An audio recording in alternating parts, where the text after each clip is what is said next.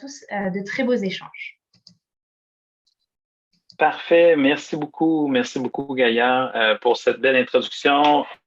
Merci beaucoup d'être là aujourd'hui au petit déjeuner du dialogue sur le climat. Donc, j'espère que vous avez tout bien votre café en main.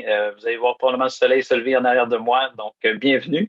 Et on a la chance aujourd'hui d'accueillir 3 grandes panélistes qui sont impliqués depuis plusieurs années au niveau de la transition énergétique et qui vont pouvoir justement nous accompagner dans démystifier un peu pourquoi on parle d'énergie, parce qu'on sait la COP bat son plein. Nous, aujourd'hui, ça nous permet justement de démystifier certaines choses, que ce soit là, sur les rôles de l'État, sur les objectifs à atteindre. On parle de l'accord de Paris qui ne contient pas le mot énergie, justement, dans l'accord de Paris. Pourquoi? Qu'est-ce que ça veut dire? Donc, on a 3 personnes avec nous qui vont pouvoir nous accompagner tout au long de la matinée. On est pour la prochaine heure ensemble. Donc, permettez-moi de vous les présenter. Donc, Sarah Hood, qui est présidente directrice générale de Propulsion Québec, qui est la grappe des transports électriques et intelligents. On a Karine Pelofi, qui est conseillère aux affaires parlementaires et légales depuis 2019 avec la sénatrice Rosa Galvez. Et également, nous avons Joanne Whitmore. Bonjour, Joanne, qui est chercheur principal à la chaire de gestion du secteur de l'énergie à HEC Montréal. Alors, bonjour, je vous invite à ouvrir votre micro pour pouvoir interagir. C'est vraiment sous une forme de discussion ce matin et d'interaction qui est en temps réel. Donc, je pose des questions à une d'entre vous, mais vous pouvez interagir et vous pouvez même compléter l'intervention qui a été effectuée. On le sait. Bon, écoutez, M. Legault est allé à la COP, est allé faire des présentations, a annoncé des investissements. On sait qu'au niveau de son discours inaugural, il parle qu'il faut transformer notre économie, il faut l'électrifier pour atteindre justement des objectifs de réduction d'émissions de gaz à effet de serre, pour pouvoir atteindre justement nos objectifs de 37,5 de réduction d'émissions de GES par rapport au niveau de 90, mais en 2030. On parle aussi également d'utiliser des énergies renouvelables, de l'hydrogène vert, des bioénergies. Donc, ça va être le temps de démystifier ça un peu. Qu'est-ce que ça veut dire? Et puis, est-ce que le PEB, justement, présentement, va nous permettre d'atteindre ces objectifs-là? Donc, je commencerai tout de suite, sans plus de contexte, avec Karine. Je poserai une petite question à Karine, justement, sur comment est traitée la question de l'énergie présentement à la COP? Puis, pour le Québec, qu'est-ce que ça représente? Bonjour, merci pour ce réveil très matinal. En fait, Vincent a déjà un peu donné mon punch. Le mot énergie ne se retrouve pas dans l'accord de Paris. Mais en fait, je prendrais même un pas de recul. Je sais que c'est le thème qui nous unit, mais moi, en tout cas, je suis toujours un peu ennuyée ou, je dirais plus loin, fâchée quand on englobe tout plein de choses dans le mot énergie. Parce que quand on dit énergie, bien, on englobe à la fois la cause principale du problème climatique et les solutions alternatives. Je comprends qu'on parle d'un service commun rendu par quelque chose, et là, je démontre toutes mes limites techniques, là. Mais les mots ne sont pas anodins dans comment on comprend un enjeu puis comment on y apporte des solutions. Et donc, je dirais, l'accord de Paris ne mentionne, et la plupart des accords sous la Convention cadre des Nations unies ne mentionnent pas le mot énergie et ne mentionnent pas les mots hydrocarbures, carburants fossiles. Tout ça est complètement évacué du cadre. On parle plutôt d'émissions de gaz à effet de serre, qui est un peu comme la conséquence de cette industrie fossile. Le fait qu'on n'en parle pas, pour moi, n'est pas anodin. La combustion de combustibles fossiles, que ce soit dans nos voitures ou dans les processus industriels, c'est 78% des émissions de gaz à effet de serre historiques qui ont créé le réchauffement à date, et toute la production anticipée d'énergie fossile, je spécifie, est complètement incompatible avec les objectifs que les pays se donnent dans les COP et notamment l'accord de Paris. Et donc, c'est comme si on évacue, dans la façon qu'on parle du problème, la source du problème. Et selon moi, ça fait partie de pourquoi on a autant de difficultés à les régler. Et ce n'est pas, je pense pas que c'est un hasard. En fait, dans les COP, l'industrie fossile est partout. Il y a plusieurs organisations industrielles qui y sont présentes et qui véhiculent leur message. Et un peu comme l'industrie, et pour faire le parallèle, j'essaie de faire une comparaison un peu boiteuse là, avant d'avoir fini mon café, mais c'est comme si on essayait de faire la lutte au tabagisme et au cancer du poumon, mais sans nommer la cigarette, en disant juste c'est le résultat d'inhalation de fumée nocive. Mais là, c'est comme c'est vague, on ne sait pas c'est quoi le problème. Le problème, c'est la cigarette. C'est comme si on voulait faire la lutte aux déchets radioactifs sans nommer l'industrie nucléaire. Donc, je pense qu'il faut de plus en plus nommer la cause du problème et il y a justement un mouvement un peu parallèle dont fait partie ma patronne qui demande une sorte de nouvelle convention cadre qui serait un traité de non-prolifération de l'énergie fossile pour vraiment mieux comprendre c'est quoi notre problème. La décarbonisation, c'est retirer ces énergies-là de notre système. Et donc, et aussi, un peu comme l'a fait justement l'Organisation mondiale de la santé pour la lutte au tabagisme, exclure cette industrie polluante de tout endroit où il y a des négociations sur les politiques qui doivent être entreprises pour enrayer le problème. La Convention cadre de l'Organisation mondiale de la santé pour la lutte anti-tabac nomme spécifiquement le conflit d'intérêts de cette industrie-là avec la santé publique et est exclue de toutes les rencontres internationales pour amener des solutions et demande aux pays d'exclure cette industrie-là aussi de comment ils font leur politique publique en santé publique. Et on n'est pas du tout là avec les carburants fossiles, et je le souhaiterais.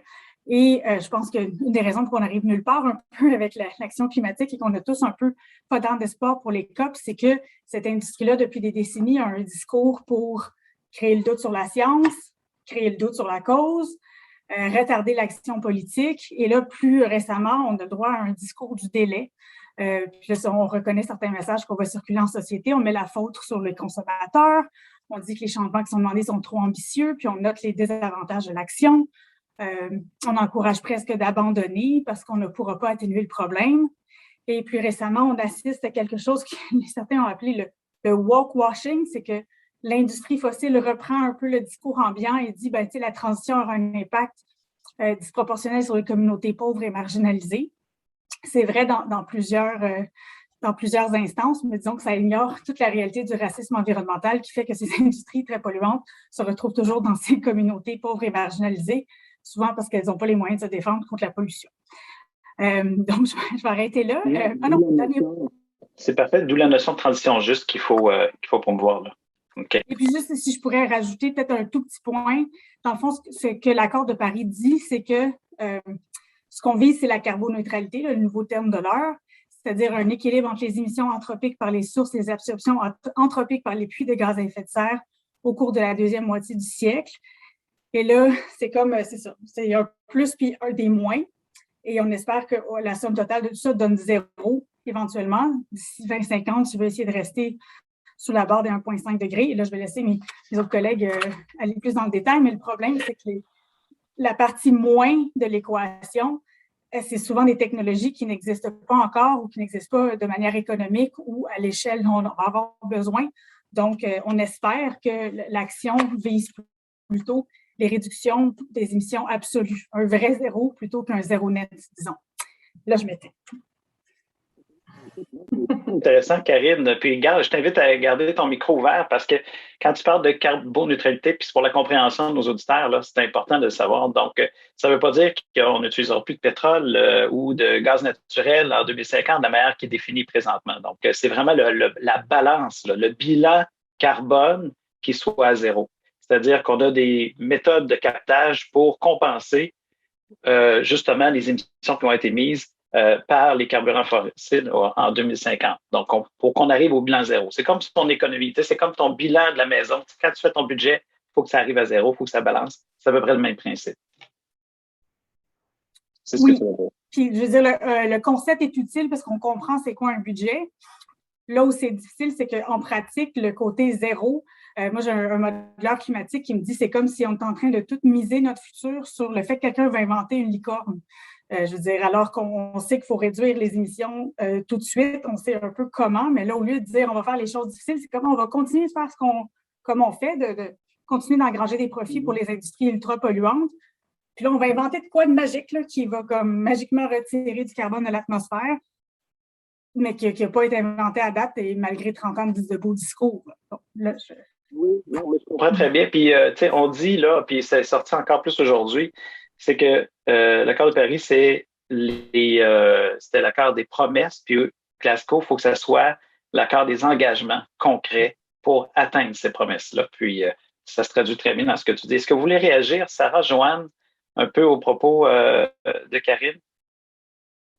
Ben, je suis tout à fait d'accord avec Karine, mais j'ajouterais juste que moi, ça ne m'étonne pas. Ça fait longtemps que je suis les COP, puis que maintenant, depuis, je pense, la COP 8, la COP 9, là, que j'étais impliquée, j'allais même aux COP, tout ça. Puis maintenant, je les suis plus parce que de toute façon, c'est justement des promesses. Puis à un moment donné, ce qu'il faut, c'est de l'action.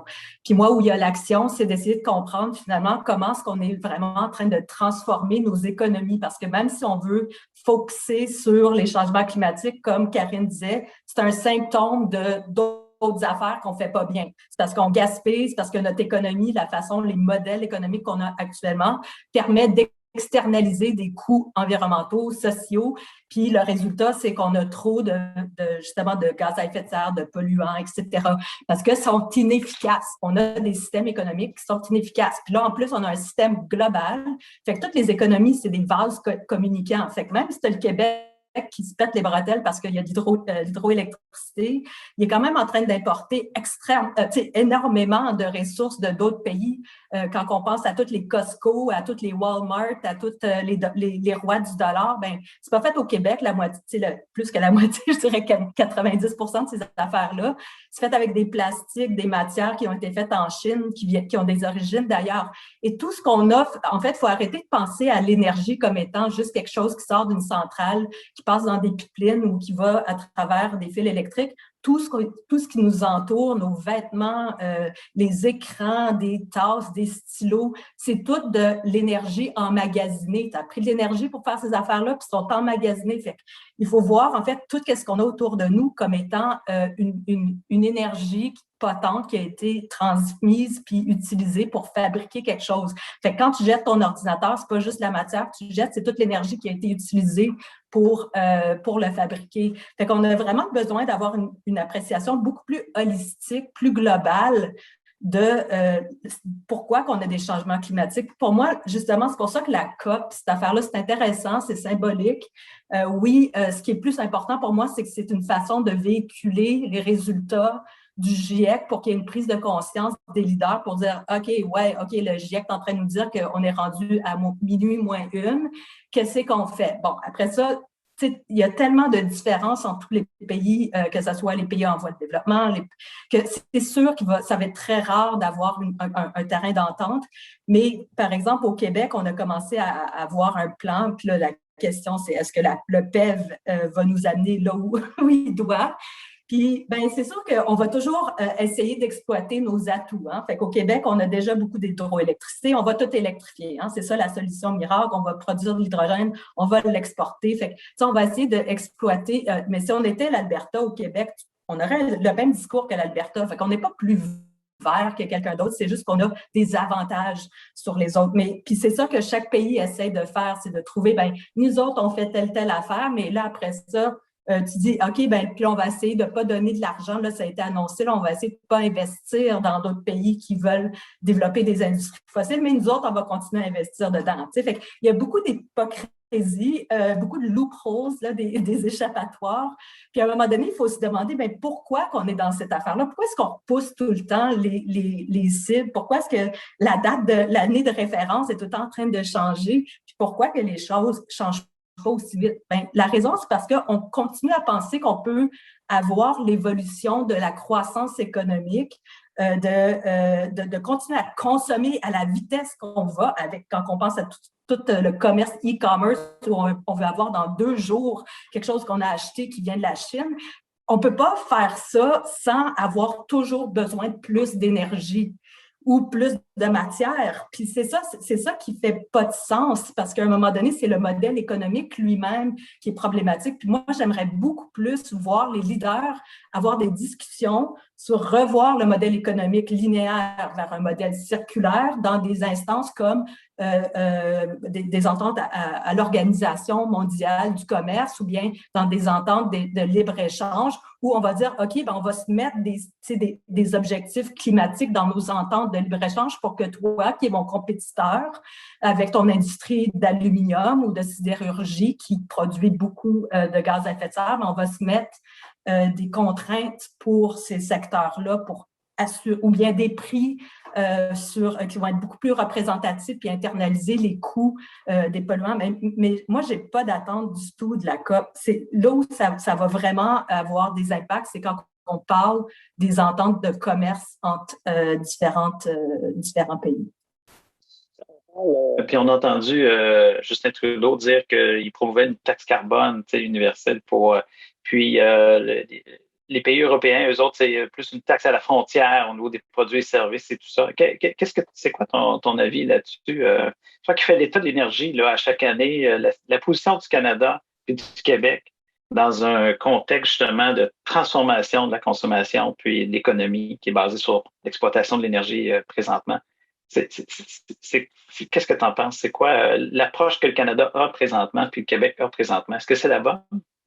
Ben, théoriquement, un prix sur le carbone, c'est une bonne chose parce que c'est une façon de rendre visible l'invisible, c'est-à-dire le coût d'un polluant. Tu pourrais mettre une taxe sur d'autres types de polluants, si tu veux. On le fait aussi dans le contexte de la pollution de l'eau, dans les déchets, des affaires de même.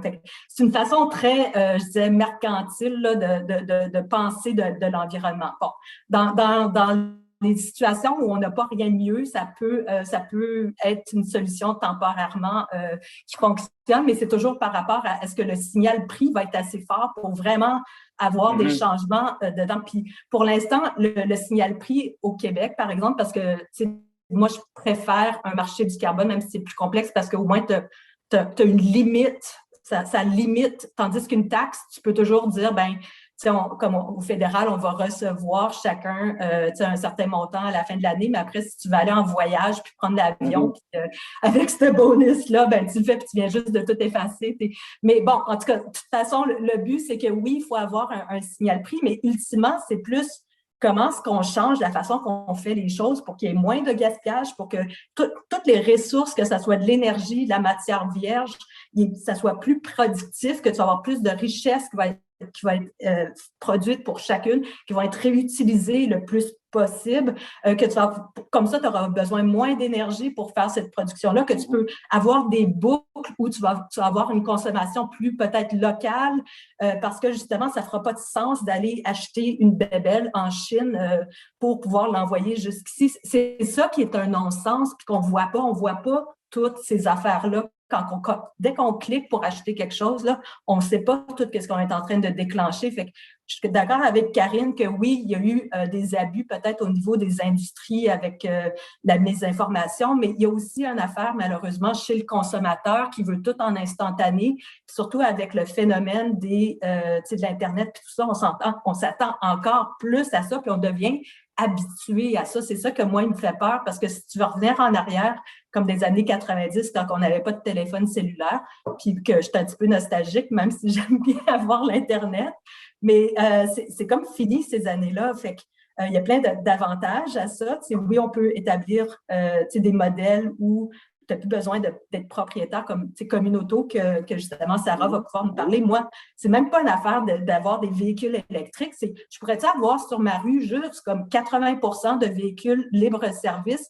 Puis comme ça, je n'aurais pas besoin de payer l'entretien, tout ça. Puis c'est un service, tout comme l'électricité. Puis j'embarque dedans, puis je pars. Puis quelqu'un d'autre qui va vouloir l'avoir peut l'utiliser. Puis après, si je veux utiliser un Bixi ou si je veux marcher, bien, j'ai le choix. Mais aujourd'hui, on n'a pas ça. On est comme pogné dans un système. Puis c'est ce système-là qu'il faut repenser.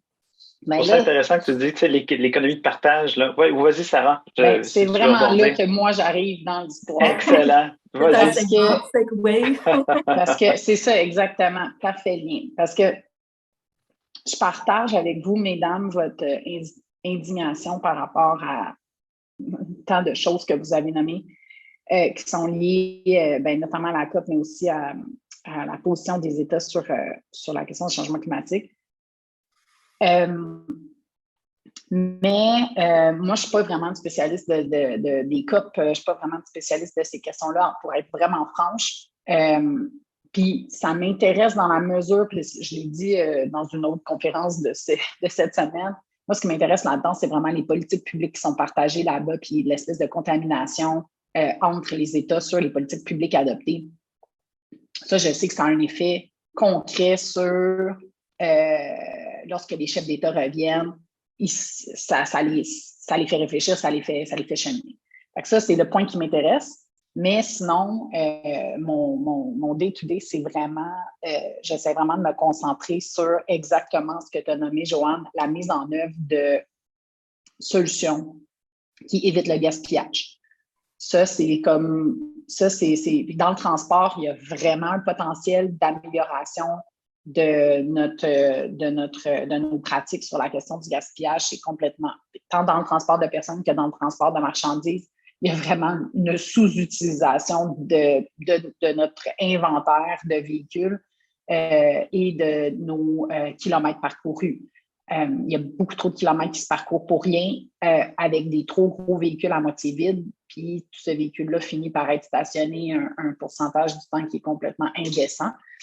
C'est 22 heures sur 24 que ton char... 96 %. Moi, c'est j'entends. Fait que, je veux dire, quand tu penses puis bon, on a parlé de racisme climatique et de population marginalisée, bien, parle-moi d'une dépense dans le budget d'un ménage qui est souvent le deuxième après le logement et qui est carrément un puits sans fond d'argent gaspillé pour finalement être utilisé 4 % du temps.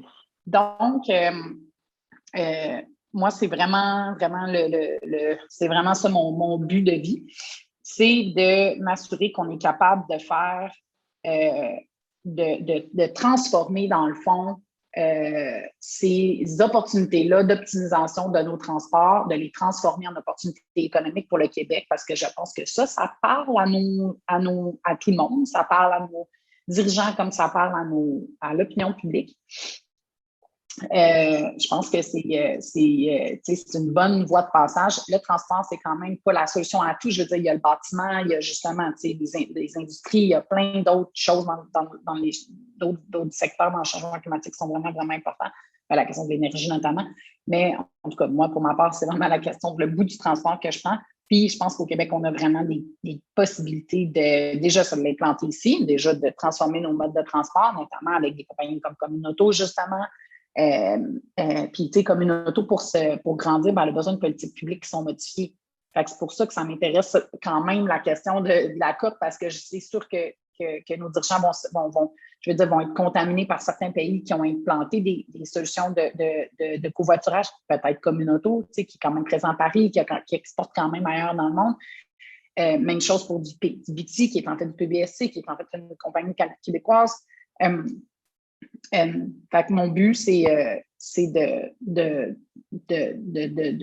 pousser finalement ces compagnies-là pour qu'elles embauchent plus de monde et qu'elles retournent plus de taxes dans la poche des Québécois, puis qu'éventuellement, on améliore notre balance commerciale, qu'on n'ait plus besoin d'importer autant de pétrole, qu'on importe moins d'autos qui vont être utilisés puis gaspillés 96 % du temps. Puis l'autre affaire, c'est aussi d'insuffler, donc de développer, de tester puis de commercialiser des solutions de transport intelligent qui vont permettre de moins parcourir de kilomètres inutiles, d'optimiser les déplacements. Puis moi non plus, mon but, c'est vraiment pas que faciliter la tâche de quelqu'un qui a le goût de se commander une paire de souliers puis de l'avoir le jour même. C'est ce qui m'est arrivé récemment, puis j'étais comme, j'étais scandalisée. J'étais comme, je veux pas que vous me le livriez si vite. Si je le lis si vite, ça n'a pas de bon sens, là. Ça n'a juste pas de bon sens, là. Puis d'ailleurs, ça m'a fait filer cheap de me commander de quoi par Internet forever, là, après cette expérience-là. En tout cas, bref, tout ça pour dire que c'est ça. Le but, c'est pas ça. Puis le but non plus, c'est pas de faire des véhicules autonomes pour que tu puisses habiter tellement loin de Montréal que tu puisses dormir dans ton auto pendant tout le long. Fait que le but, c'est vraiment pas ça non plus. Fait que, tu sais, oui, ce développement de technologie-là, il faut comme rester vigilant sur le pourquoi ça, à quoi ça va servir puis dans quel contexte ça va être utilisé. Parce que je pense que facilement, tu peux tomber dans juste plus de nos travers. Là. Le but, c'est pas de développer ces technologies-là pour se conforter finalement dans une vie qui n'est absolument pas soutenable d'un point de vue environnemental. Fait, bref, c'est un combat de tous les instants. Est-ce que tu... Oui, vas-y, Joanne, vas-y. Non, vas-y. On parlé depuis longtemps. Oui, Karine, tu voulais-tu intervenir? Oui, puis là, j'ai eu le temps de prendre des notes, fait que je vais essayer quand même d'être succincte. Il n'y a pas de problème, vas-y. Je vais essayer de faire un lien entre toutes, quand même. Je voulais revenir sur la question de la taxe à la frontière, là, puis faire le pont peut-être avec le contexte plus Canada que moi, je connais plus. Puis moi, je suis tout à fait en faveur de ce principe-là quand c'est peut-être l'Union européenne qui le prône et qui sont sérieux sur les actions qu'ils prennent. J'ai entendu notre tout nouveau ministre de l'Environnement comme être un peu en faveur à la radio, mais pas trop s'engager non plus. Je trouve que là, ce serait bon que ça existe, mais si on pense que ça va juste s'appliquer à la Chine, puis que nous, on va juste s'asseoir sur nos lauriers, on va avoir des belles surprises. Il y a une étude qui est sortie là, de l'Institut canadien pour les choix climatiques qui démontrait en fait que le prix carbone au Canada n'est pas payé par tous de la même façon. Là, je ne sais plus il est à quel prix en ce moment, mais ils ont démontré que les industries les plus polluantes, qui sont aussi les industries qui exportent, eux sont exemptés en grande majorité de payer ce truc-là, ce qui veut dire qu'il y en a qui payent juste 1,80 $ la tonne, puis en moyenne, ils payent 5 $. Fait qu'on est loin du signal marché là, pour dire que le principe pollueur-payeur est en place, puis tant que les pollueurs ne paient pas le vrai prix de leur pollution, bien alors le terrain n'est pas juste et compétitif pour les alternatives que prône Sarah et tout ça. Donc, c'est une question de donner de la place aux alternatives, de s'assurer que le prix est payé et tout ça. Là, je vous passe mes commentaires éditoriaux sur comment l'industrie pétrolière s'assure que nos réglementations fédérales n'aient aucune dent malgré leur beau titre et tout ça. Mais je voudrais aussi revenir sur l'idée que le consommateur a aussi sa responsabilité. Je suis d'accord, on a tous une part d'égoïsme et on veut tous avoir l'accès le plus facile à des données, puis on a à changer ça. Mais encore une fois, je reviendrai au parallèle du tabac et des compagnies pétrolières. Ces industries-là ont un intérêt et utilisent des processus qui sont démontrés pour créer de la dépendance, pour éviter que les alternatives soient accessibles et pour nous assurer que, je veux dire, toutes nos publicités démontrent que si tu veux avoir accès à la nature et te sentir libre, il faut que tu aies un gros camion. Je veux dire, cette influence-là, elle n'est pas... ils le font parce que c'est calculé que ça nous rend dépendants. Puis ensuite, on blâme le consommateur, ce qui nous rend plein de culpabilité puis qui ne fait pas de nous des acteurs de changement. Donc, comme la publicité sur le tabac est maintenant interdite, je pense qu'on serait rendu là aussi pour toutes les influences que les industries polluantes démontrent dans la sphère publique. J'ai le goût de vous poser une question parce que on parle de sobriété énergétique, de réduire notre consommation énergétique, d'être plus efficace. Je pense que, Joanne, à chaque année, on a l'espèce de bilan qui nous dit que 52 % de l'énergie consommée qui est en pure perte, en fait, puis qu'il y en a 48 % qui est vraiment efficace. Donc, il y a des gains à faire là. Au niveau des choix aussi également énergétiques qu'on fait, on parle d'hydrogène vert, on parle hydrogène vert, ça fait depuis, j'écoutais Frédéric Côté hier dans une entrevue avec Radio-Canada, il disait que c'est la troisième vague d'intérêt pour l'hydrogène vert depuis les années 70. Est-ce que c'est la bonne? Oui. Est-ce que c'est vraiment une belle avenue? Et le point qu'il amenait qui était hyper intéressant, c'est que la solution de l'avenir, ça passe par un mix énergétique. Donc, puis que dans la bonne application de la production de circuits courts, c'est-à-dire la production est proche du lieu de consommation. Donc, est-ce que c'est en termes de politique publique, là, puis aussi, je vais poser la question à Sarah, le rôle du public et du privé pour encourager ce changement de pratique-là, cette transition énergétique-là qu'il faut qu'on fasse, puis qui va changer nos habitudes de consommation, puis qu'on va avoir des politiques qui vont nous encourager à faire ça, ainsi que d'amener le privé et les grandes industries, justement, à emboîter le pas. Bon. Bien, là-dessus, il y a quand même beaucoup d'angles. Alors, on va commencer par le privé. Le privé, il y a deux types d'acteurs dans le privé, mais là, encore une fois, je parle vraiment de la perspective du transport. Là, puis il y a les opérateurs de flotte, puis les consommateurs, là, qui évidemment qui peuvent faire la transition vers un véhicule électrique, puis surtout l'optimisation de leur possession, de leur inventaire de véhicules. Fait que si tu es tout seul et tu as un véhicule, ben c'est pas une optimisation, tu es peut-être mieux de te tourner vers le covoiturage. Si tu as une flotte de véhicules, ben faut que tu l'utilises un maximum. Ça, le privé est assez bon là-dedans pour optimiser et s'assurer que tu en as moins, mais qui roule tout le temps. Mais l'autre option, c'est de transiter vers une flotte électrique.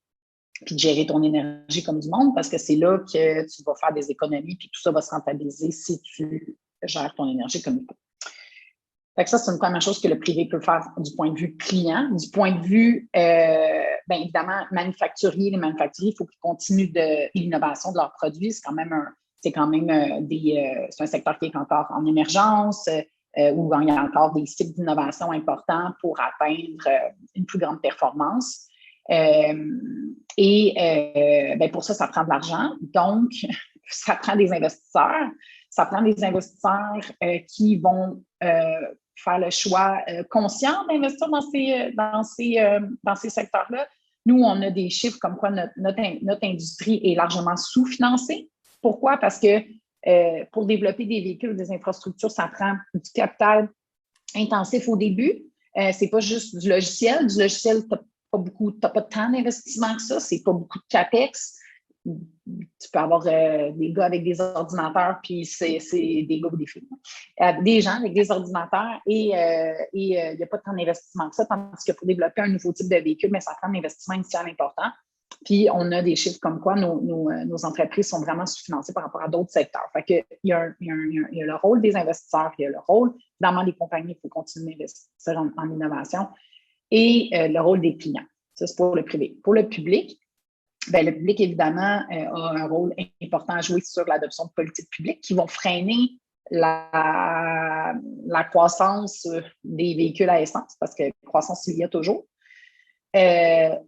Donc, des politiques comme la Ville de Montréal qui va limiter l'accès au centre-ville, des politiques comme du soutien financier pour la transition de flotte, éventuellement des malus. Je pense que ça c'est ce qu'on a discuté depuis le début. Là. Je pense que ça, ça a fait école, encore une fois, dans d'autres pays. C'est là que ça a vraiment donné des résultats concrets d'imposer un coût à la non-transition vers des véhicules moins polluants ou au kilomètre extra inutile.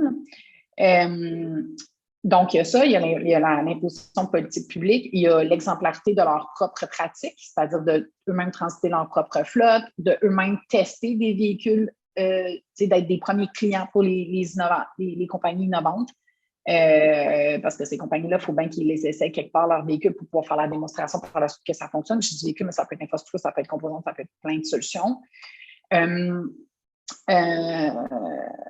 Et dans ces achats-là, le gouvernement actuellement va favoriser le plus bas soumissionnaire conforme, ce qui va souvent nous amener à des produits dont la structure de coût a été coupée de plein de façons et peut venir un peu aussi de pays où plus loin, premièrement, où le transport de ces marchandises-là engendre des externalités environnementales, mais qui sont pas nécessairement, qui n'ont pas vraiment des pratiques, par exemple des pratiques minières, des pratiques dans d'autres secteurs où justement il y a des normes environnementales élevées. Donc, c'est important que le gouvernement intègre dans ses appels d'offres des éléments, par exemple, des attentes environnementales, des éléments qui ont lien, par exemple, à la proximité du fournisseur, à ses pratiques environnementales de façon générale, ce qui va permettre un approvisionnement plus vert et souvent, par ricochet, engendrer un approvisionnement plus local. Mm-hmm. Super. Écoute, je sais que c'est principalement votre rôle, là, puis vous êtes très présent dans les politiques d'édification des transports, même avec des financements qui sont massifs présentement. Il y a toute la filière de la batterie. Pour monsieur, madame, tout le monde, il y en a qui se disent ça les inquiète un peu, l'exploitation des minéraux stratégiques et tout ça, l'empreinte carbone, le recyclage des batteries. Peux-tu nous éclairer un petit peu justement dans la stratégie là, que le gouvernement doit mettre en place, s'assurer que ça soit efficace au niveau énergétique et que l'empreinte environnementale, justement, de toute cette filière-là soit réduite au maximum? Est-ce que tu peux nous en parler un petit peu? Projet, nous, en tout cas, ce qu'on a présenté dans notre premier rapport, c'était vraiment une approche un peu globale sur l'ensemble de la question de la batterie. Évidemment, il y avait, on fait de l'extraction minière ici, puis là, ce qu'on fait, c'est qu'on l'envoie brut à l'étranger, on le transforme à l'étranger, puis on le rachète ici. Donc, d'avoir des capacités de transformation ici qui allaient permettre de développer des batteries avec des procédés qui étaient environnementalement plus performants. Puis ça, on n'entrera peut-être pas là-dedans parce que c'est un sujet en soi. Mais donc, elle utilise des procédés environnementaux plus performants qui allaient aussi permettre au terme de la chaîne d'avoir un système de traçabilité pour la batterie.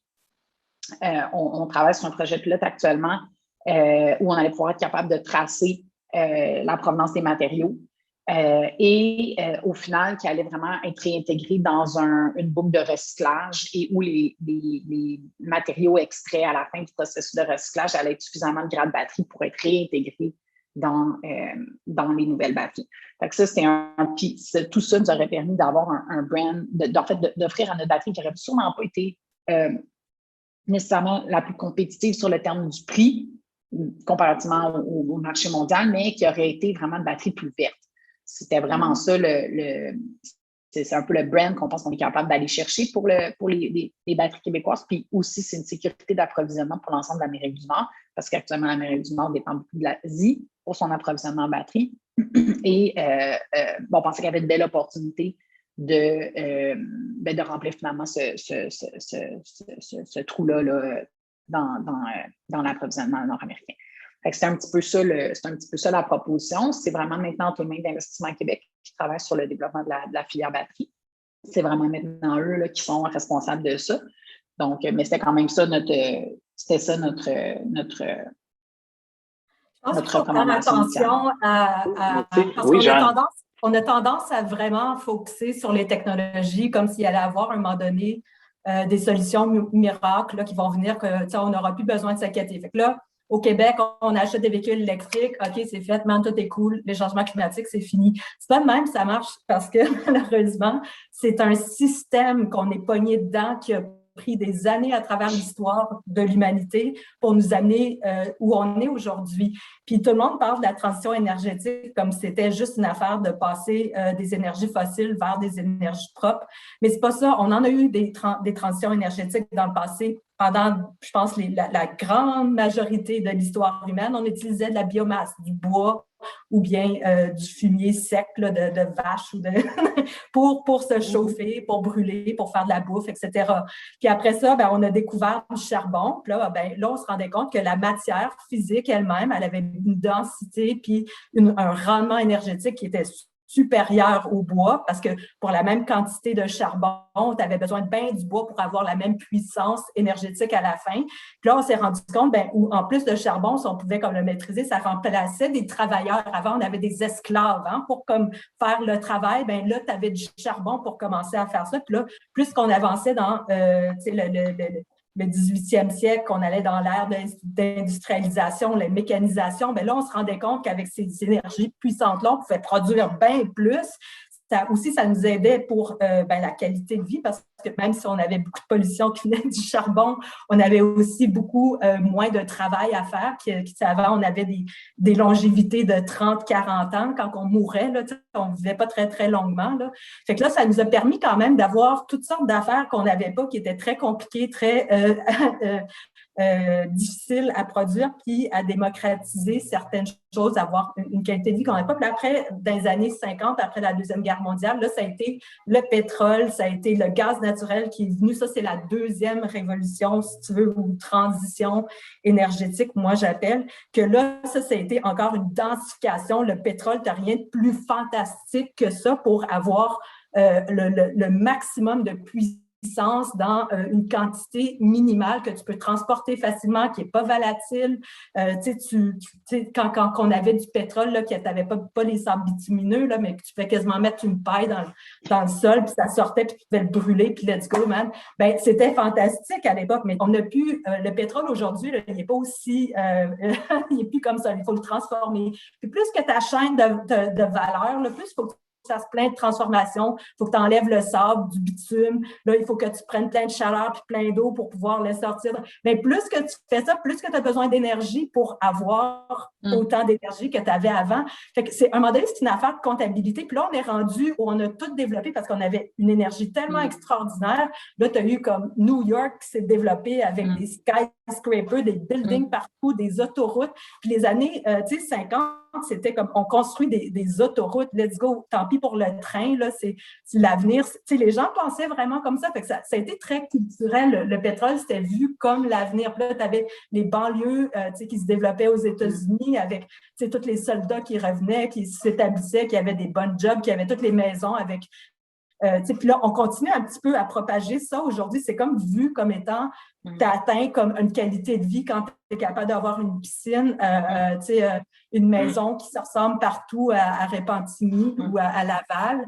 Puis tu sais, je veux bien, comme Karine dit, qu'il faut pas penser aux consommateurs comme « Ah, on est les pauvres victimes », mais non, on est aussi ça, puis peut-être que oui, il y a une partie de nous qui a été influencée, mais il y a aussi une partie de nous qui le veut. Puis moi, je connais des gens qui sont très bien intentionnés, qui sont super contents de vivre en banlieue parce que ça leur permet d'avoir le style de vie qu'ils veulent avec leurs enfants, puis même s'ils ont 2-3 chars, c'est correct, ils peuvent se le permettre. Pourquoi? Parce que nos salaires ont augmenté. Puis en fait, ce qu'on regarde, là, c'est que la quantité de chars, puis le type de char, nous, on a fait une étude de corrélation là-dessus, va changer en fonction de ton salaire. Fait que si tu gagnes 50, 60, 100 000, ça va faire en sorte que tu vas avoir un plus gros char parce que souvent, on va s'identifier avec ça plutôt qu'avoir une minoune. Fait que, tu sais, il y a toute une affaire psychologique rattachée à notre consommation qui a évolué dans le temps. Fait que c'est pour ça que c'est super difficile. On ne peut pas juste dire « Ah, les leaders sont donc bien poches, t'es encore pogné avec l'énergie. » Joanne, c'est que toute notre infrastructure a été développée autour de ça. C'était un bon point pour terminer parce que faut amener un changement de paradigme, de normes sociales, en fait, aussi. Ben, qui inclut, puis là, il y a bottom-up, ça vient d'en haut, puis il faut que ça vienne d'en bas aussi également. Oui, en termes de politique, mais en changement de pratique et de consommation. La troisième révolution, la troisième transition, celle qu'on fait actuellement, là, on ne la fait pas parce qu'on a trouvé une énergie plus performante. Non, c'est ça. Il y a un mur qui s'en vient. Ils se sont toujours accumulés. Fait que même si on avait de la biomasse il y a des millions d'années, on n'a pas arrêté de consommer de la biomasse. On a juste comme rajouté du charbon là-dessus. Après, on a rajouté du pétrole, on a rajouté du nucléaire.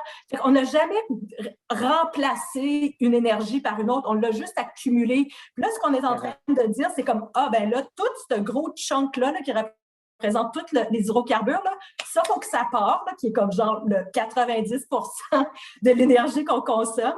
Puis, il faut que tu le remplaces avec des énergies renouvelables qui souvent sont beaucoup moins performantes. Ça en prend beaucoup, beaucoup plus. L'éolien, du solaire, tu en as besoin beaucoup plus pour avoir la même densité, la même performance énergétique que ton pétrole.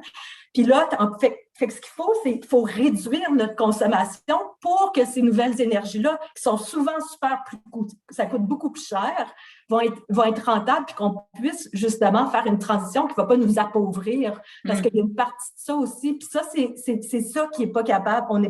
On a la difficulté à faire parce qu'on voit la transition comme un appauvrissement plutôt que une façon de mieux faire. Parce que c'est ça qui est là. Mais Joanne, oui, Joanne, Joanne, j'entends vraiment ce que tu dis, là, puis je partage totalement ton analyse. Je veux dire, le défi qu'on a devant nous, c'est pas de changer une norme sociale parce qu'il y a quelque chose qui est arrivé de mieux. Ça, c'est facile. Je veux dire, c'est comme on a la solution tout cuit entre les mains. C'est pas non plus parce qu'on a un choc comme la COVID, mettons, tellement important qu'il n'y a aucun... Là, c'est l'anticipation d'un choc.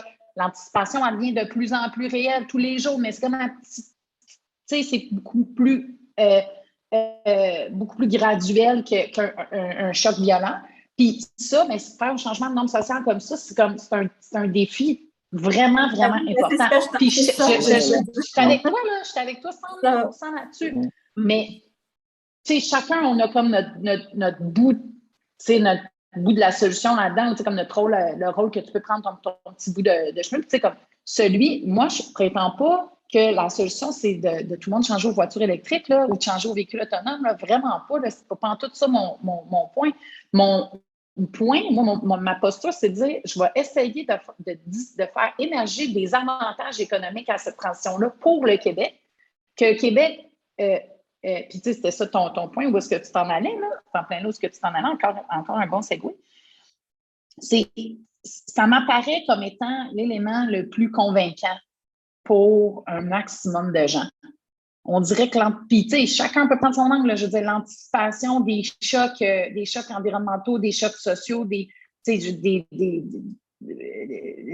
inondations, l'appauvrissement. Il y a beaucoup d'autres angles sur lesquels tu peux prendre le problème pour essayer de convaincre les gens de modifier la norme sociale. Moi, je pense qu'on a une chance ici que d'autres n'ont vraiment pas. Là. Je veux dire, d'autres, ils sont vraiment mal barrés. Nous, on a quand même ça comme chance, c'est qu'on peut essayer de le pogner sur l'angle du développement économique. C'est pas tout le monde qui a cette carte-là dans l'enjeu. En même temps, tu ne veux pas éroder tes gains. Fait que fais une planification. Adopte une loi d'aménagement qui fait du sens pour pas qu'on perpétue justement des modèles qui font en sorte qu'on est dépendant de des voitures individuelles solo. C'est ça, c'est comme on pense qu'on va juste changer avec les technologies quand c'est l'approche qu'il faut aussi transformer les infrastructures qui sont en place. Je vais laisser un dernier petit mot là, pour Karine avant qu'on passe à la période de questions parce que l'heure a passé très vite. C'est vraiment, je passerai une autre heure avec vous autres finalement, parce que c'est tellement intéressant. Karine, comment tu voudrais compléter avant la période de questions? Hey, je dirais, je suis 99,9% d'accord avec tout ce que mes consoeurs passionnés ont dit. Moi, dans mes temps libres, j'appelle les changements climatiques la crise existentielle de l'humanité parce que ça met justement en exergue tellement de problèmes et de solutions qui sont liées.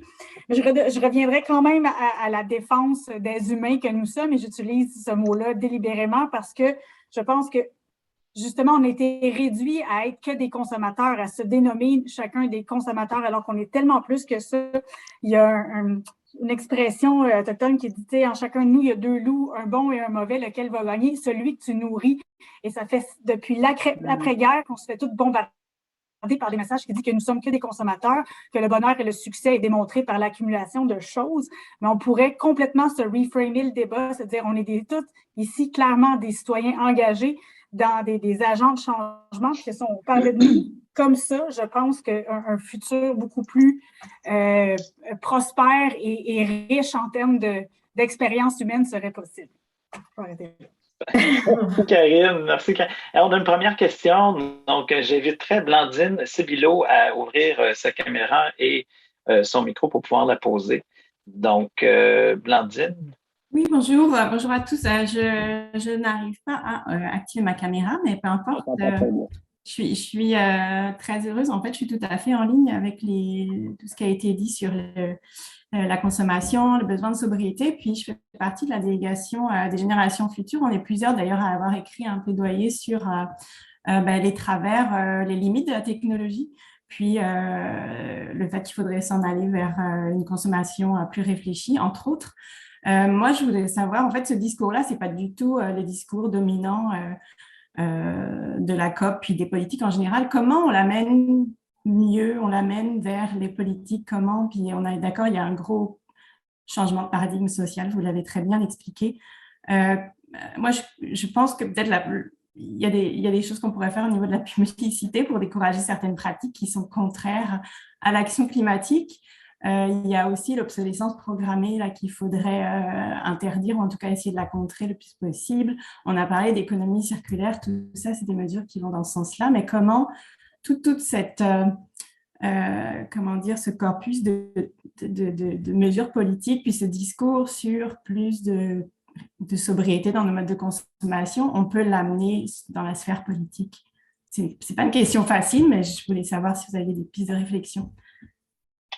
Moi, je dirais que c'est déjà en train de se faire, en tout cas, du moins. Pour moi, la transition, c'est une transition vers une économie linéaire, vers une économie circulaire. C'est ça, la transition qu'on fait. C'est pas de l'énergie, juste l'énergie, les GES, c'est tout des symptômes. C'est tout comment est-ce qu'on va l'utiliser, l'énergie, comment est-ce qu'on va la produire, comment est-ce qu'on va consommer. Puis tout ça, pour moi, c'est comme ça se retrouve dans les principes qui sont en train de se développer, de se préciser du modèle économie circulaire. C'est pas en soi vert, parce qu'il faut que tu donnes quand même des indicateurs pour s'assurer que le modèle va aboutir à des retombées puis des gains environnementaux ou sociaux, mais ça reste que c'est une façon, à mon avis, qui est plus logique de revoir nos modèles d'affaires, de revoir les industries, de revoir comment est-ce qu'on crée de la richesse, hein, tout simplement. Parce qu'aujourd'hui, créer de la richesse, c'est plus consommer, plus tu brûles, plus ton PIB, il monte.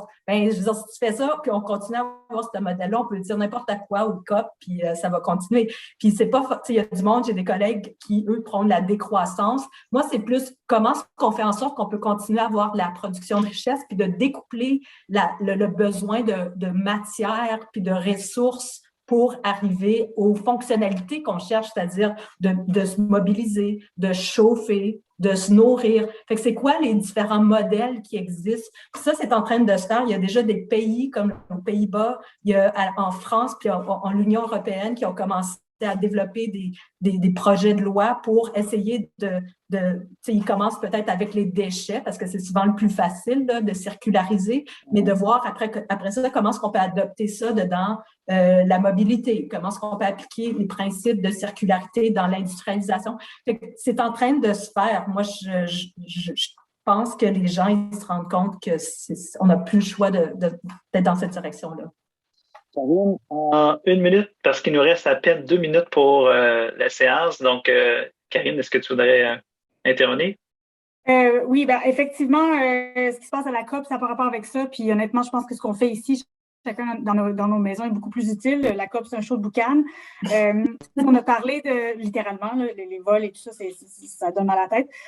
Mais toute la discussion qu'on a eue sur changer le modèle économique, on parle de prix. Puis ça a été associé à tout un discours de déréglementation. Et là, Joanne a dit mon mot préféré, projet de loi. Bon, c'est quelque chose sur lequel le bureau de la sénatrice travaille, là, justement, un projet de loi pour essayer d'amener l'économie circulaire. Rester stay tuned, comme ils disent en anglais. Et je voudrais souligner aussi le travail du député Guy Ouellet au Québec qui travaille sur le droit à réparer, qui est considéré comme l'expert pan-canadien là-dessus. Fait qu'il y a des développements. Et au niveau, oui, créer de la richesse, mais justement avoir de meilleurs indicateurs. Le PIB, je veux dire, s'il y a une inondation, tout est démoli puis qu'on reconstruit, ça fait augmenter le PIB, ça ne fait pas augmenter le bonheur du tout, alors qu'il y a des pays qui ont développé des indices de bien-être qui, selon moi, sont pas mal plus porteurs du genre de futur qu'on veut. Merci. Tu avais un petit 30 secondes où il complétait bien justement ce que tu voulais dire pour répondre à la question. OK, parfait. Écoutez, un grand merci encore une fois, Karine, Sarah, Joanne. Comme j'ai dit tantôt, j'aurais passé une autre heure avec vous. C'est vraiment intéressant. Tu sais, on a parlé de sobriété, on a parlé de normes, on a parlé d'efficacité. J'espère qu'à la COP, ils vont être efficaces et qu'ils, justement, ils vont arriver à des engagements concrets. On se le souhaite. Et puis, je vous invite tout le monde, d'ailleurs, à assister au débrief des dialogues sur le climat qui est sur l'heure du midi. J'ai écouté celui d'hier avec Patrick Rondeau. Extrêmement intéressant. Il fait un tour de la question des activités qui se passent de négociation sur la thématique, notamment aujourd'hui de l'énergie. Je vous invite à y assister. Merci beaucoup tout le monde d'avoir assisté à ce déjeuner du dialogue sur le climat. Puis, on se dit à une prochaine. Puis, bonne journée.